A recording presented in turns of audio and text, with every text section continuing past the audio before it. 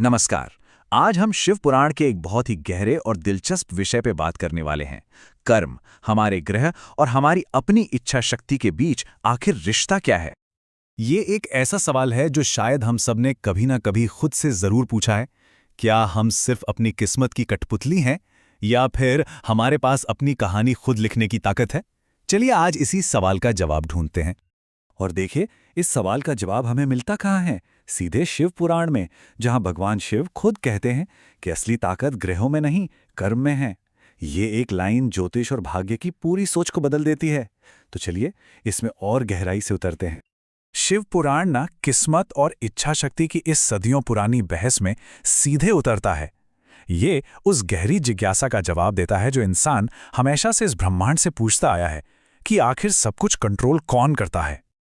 अच्छा, जन्म नक्षत्र के बारे में तो हम सबने सुना ही है ना, कि भाई इससे जीवन का रास्ता तय होता है। लेकिन शिव पुराण कहता है, जरा रुकिए, क्या ये सितारे वाकई हमें कंट्रोल करते हैं या कहानी कुछ और है? तो फिर सवाल उठता है, अगर नक्षत्र हमारी किस्मत कंट्रोल नहीं करते तो फिर इनका काम क्या है, इनका पर्पस क्या है? और यहीं शिव पुराण एक बहुत खूबसूरत राज खोलता है। वो कहता है कि नक्षत्र पिंजरे नहीं बल्कि रास्ते दिखाने वाले साइन पोस्ट हैं। कहानी कुछ यूं है कि जब भगवान शिव ने ब्रह्मा जी को सृष्टि की शक्तियां दी तो उन्होंने साफ साफ कहा था कि ये जो 27 नक्षत्र हैं ये सिर्फ गाइड की तरह काम करेंगे, किसी को बांधेंगे नहीं। ये समझ लीजिए कि ये लाइफ का स्टार्टिंग पॉइंट है, फाइनल डेस्टिनेशन नहीं। और ये बहुत इंटरेस्टिंग है, हर नक्षत्र की ना अपनी एक अलग एनर्जी, एक अलग वाइब होती है। जैसे अश्विनी का मतलब है स्पीड, नई शुरुआत, तो वहीं रोहिणी का मतलब है खूबसूरती, क्रिएशन। तो ये क्या हुए, ये बस एक इशारा है, कोई फाइनल जजमेंट नहीं। तो नक्षत्रों की बात तो हो गई, अब आते हैं ग्रहों पर। अक्सर हम ग्रहों से डरते हैं, है ना, कि शनिदेव सजा देंगे या कोई और ग्रह इनाम देगा। लेकिन क्या ये सच में ऐसे काम करते हैं? शिव पुराण का नजरिया बिल्कुल अलग है। और यहीं पर पूरा गेम बदल जाता है। आम सोच ये है कि ग्रह हमें सजा या इनाम देते हैं, लेकिन शिव पुराण कहता है नहीं, ग्रह तो बस एक आईने की तरह है। वो अच्छे या बुरे नहीं हैं, वो तो बस एक डिलीवरी सर्विस की तरह है जो हमारे ही कर्मों का पैकेज हम तक पहुंचाते हैं। हर ग्रह का ना अपना एक धर्म है, मतलब एक ड्यूटी है। जिसे सूर्य का काम है हमारी आत्मा, हमारी पावर को रिफ्लेक्ट करना, और शनि का काम है न्याय करना। वो किसी से नाराज होकर कुछ नहीं करते, वो तो बस अपना काम कर रहे हैं, अपनी कॉस्मिक ड्यूटी निभा रहे हैं। तो अब हम पहुंच रहे हैं इस पूरी चर्चा के सबसे जरूरी, सबसे बड़े पॉइंट पर। नक्षत्रों और ग्रहों, इन सबसे ऊपर एक ऐसा लॉ है जो सब कुछ चलाता है, और वो है कर्म का नियम। कल्पना कीजिए, सारे देवता इकट्ठा हैं और वे सीधे महादेव से पूछते हैं एक ऐसा सवाल जिसमें हम सबकी जिज्ञासा छुपी है, और महादेव का जवाब ब्रह्मांड के सबसे बड़े राज से पर्दा उठाता है। और ये रहा वो जवाब, बिल्कुल साफ, बिल्कुल सीधा। भगवान शिव कहते हैं, किस्मत कोई और नहीं बल्कि हमारे अपने कर्म ही लिखते हैं, और ग्रह वो तो बस समय का आईना है जो सही वक्त आने पर हमारे कर्मों का नतीजा हमें दिखा देते हैं। तो इसका मतलब क्या हुआ?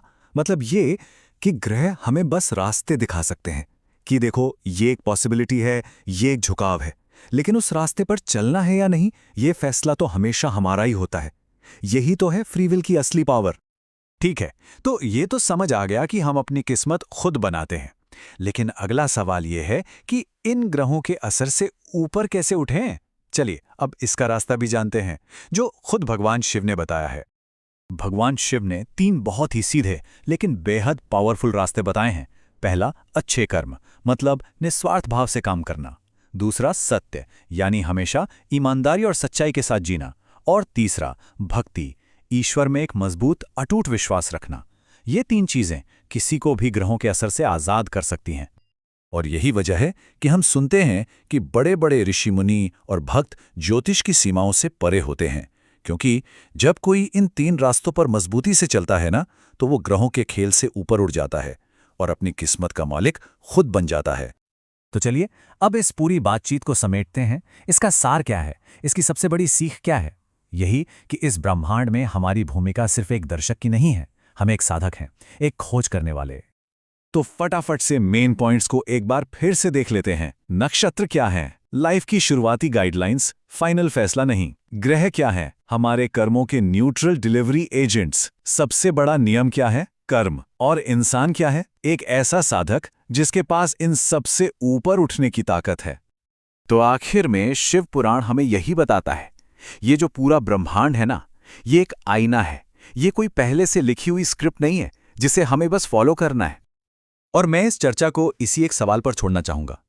अगर ये पूरा ब्रह्मांड वाकई हमारे कर्मों का आईना है, तो जब हम इसमें देखते हैं तो हमें क्या दिखाई देता है? और इसका जवाब कहीं बाहर नहीं, हम सबके अंदर ही है।